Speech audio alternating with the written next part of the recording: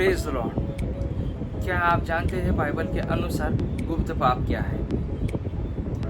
क्या आप जानते हैं कि कुछ पाप ऐसे हैं जो हम दुनिया को दिखाई नहीं देते, लेकिन हम अंदर अपने हृदय में और विचारों में करते रहते हैं, लेकिन परमेश्वर से कुछ भी छिपा नहीं रहता। बाइबल इसी को गुप्त पाप कहती है। वे गुप्त पाप हमारे आत्मिक जीवन को अंदर ही अंदर नष्ट कर सकते हैं। बाइबल गुप्त पाप के बारे में हमें क्या बताती है, गुप्त पाप क्या है और गुप्त पाप के परिणाम हमारे जीवन के ऊपर क्या होते हैं। तो चलिए हम देखते हैं कि हम गुप्त पाप से कैसे मुक्त हो सकते हैं। इसके बारे में बाइबल हमें क्या बताती है। गुप्त पाप क्या है? गुप्त पाप वे पाप है जो हम दुनिया को दिखाई नहीं देते, लेकिन हमारे हृदय और हमारे मन में बसे हुए रहते हैं। बाइबल उसी को गुप्त पाप कहती है। बाइबल हमें बताती है कि तूने हमारे अधर्म के कामों को अपने सम्मुख और हमारे गुप्त पापों को अपनी मुख्य ज्योति में बनाए रखा है। भजन संहिता का 90वां अध्याय वचन 8। गुप्त पाप वे पाप है जो हमारे हृदय और हमारे विचारों में छिपे होते हैं। नीति वचन का 24वां अध्याय वचन 9। गुप्त पाप के प्रकार कितने हैं? गुप्त पाप के प्रकार बहुत सारे होते हैं, लेकिन साधारण मैं बाइबल के अनुसार अभी 4 ही प्रकार आपको बता देता हूँ। गुप्त पाप का पहला प्रकार, कामुक विचार रखना। बाइबल बताती है हम अगर किसी स्त्री के प्रति अपने मन में गलत सोच रखते हैं तो ये भी पाप है। मत्ती का 5वां अध्याय और वचन 28।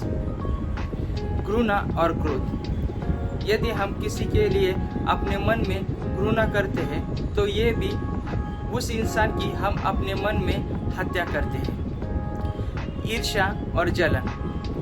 यदि हम किसी के प्रति अपने मन में ईर्ष्या और जलन रखते हैं तो ये भी पाप है। नीति वचन का 14वां अध्याय वचन 30।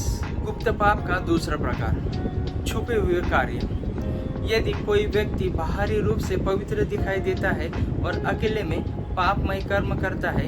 इफिसियों की पत्री 5वां अध्याय और 12वां वचन। बेईमानी और भ्रष्टाचार।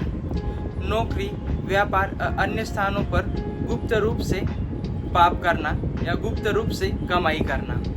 मीका का 6वां अध्याय और 11वां वचन।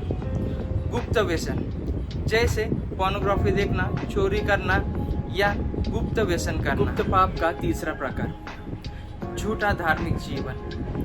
लोग गुप्त रूप से पाप करते रहते हैं और लोगों के बीच अपनी छवि को पवित्र दिखाने की कोशिश करते रहते हैं। जैसे यीशु मसीह ने फरीसियों की आलोचना की, क्योंकि वो भी बाहरी रूप से खुद को पवित्र बनाए रखते थे और अंदर भ्रष्ट थे। मत्ती का 23वां अध्याय वचन 25 से 28 तक। गुप्त पाप का चौथा प्रकार, विश्वासघात और धोखा। परमेश्वर गुप्त विश्वासघात को जानते हैं, चाहे फिर वो अपने मित्र के प्रति हो या फिर अपने जीवन साथी के प्रति या फिर प्रभु परमेश्वर के साथ क्यों ना हो। जैसे यहूदा इस्करियोत ने प्रभु यीशु मसीह को धोखा दिया, फिर भी परमेश्वर प्रभु यीशु मसीह सब जानते थे। लूका का 22वां अध्याय वचन 3 से 6। गुप्त पाप के परिणाम। गुप्त पाप का पहला परिणाम, परमेश्वर से अलगाव। जब हम पाप करते हैं तब हम परमेश्वर से दूर हो जाते हैं। यशायाह का 59वां अध्याय वचन 2। गुप्त पाप का दूसरा परिणाम, परमेश्वर से कोई भी गुप्त चीज छुपी हुई नहीं है, अंत में सब प्रकट किया जाएगा। लूका का 8वां अध्याय वचन 17। गुप्त पाप का परिणाम तीसरा, आत्मिक पीड़ा। दाऊद राजा कहते हैं जब उन्होंने अपना पाप परमेश्वर से छिपाया तब उनके आत्मा के ऊपर भारी बोझ आया। भजन संहिता का 32वां अध्याय वचन 3 और 4। गुप्त पाप का चौथा परिणाम, आत्मिक मृत्यु। याकूब की पत्री 1 अध्याय और 15वां वचन कहता है जब पाप बढ़ता है तब वह आत्मिक मृत्यु लाता है। गुप्त पाप से कैसे मुक्ति पाए?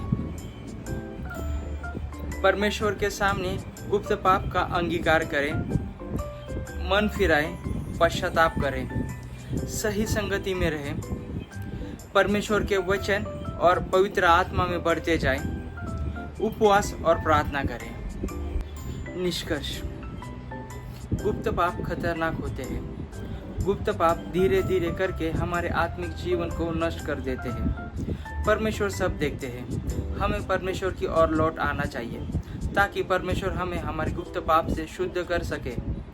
हमें पवित्र आत्मा की अगुवाई में चलना चाहिए और गुप्त पाप से पश्चाताप करना चाहिए।